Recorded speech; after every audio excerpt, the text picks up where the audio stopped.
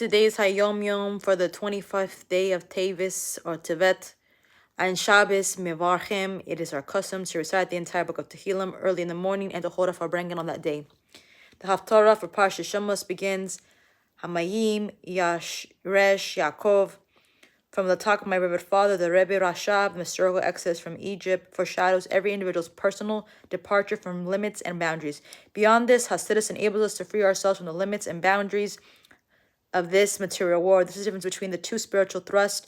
A personal spiritual exodus from Egypt, in its usual sense, involves shattering worldliness and abandoning it. For this is the reason the Jews left Egypt. In contrast, an undergoing personal spiritual exodus from Egypt, in the Hasidic sense, involves refining birur and rectifying tikkun, liberating oneself from the limits and the boundaries of the world while remaining in this world. In other words, while being involved in this world, one ought to constantly aspire to be outside its bounds. One must remove the confinements and restraints and perceive the truth that the world itself is in fact good, and after all, that it is God's will, and the perception may be obtained through spiritual labors prescribed by Hasidus.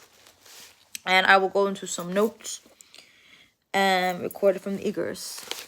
Kodesh of Rabbi Rayetz. In the holy tongue, Mitzrayim shares the same consonants in the terms of Mitzarim, straits. Thus, one individual level being liberated from Egypt means transcending the boundaries of one's habits and mindset. As the Alter Rebbe explains, that they fled from their own good, lest they were made under the influence of the descendants in impurity and pervaded Egypt. 20.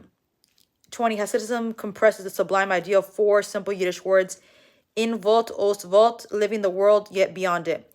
Hayyom editor. When society and environment, the world, and Hasidic conflict with Torah, there may be a reaction of withdrawal in the world and its affairs. Extreme monastic withdrawal is rejected by Torah. Hasidut advocates being within the world, involvement in the routines of the family and occupation, for example, but refusing subservience to the values and principles of the world.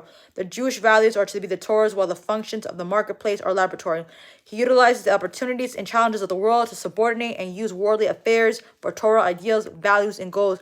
He will do this intellectually when confronting concepts that appear not to be consistent with the Torah, and so by observing mitzvot in hospitable circumstances. While functioning in this environment, he is in part from it, refusing to be dominated or intimidated by it.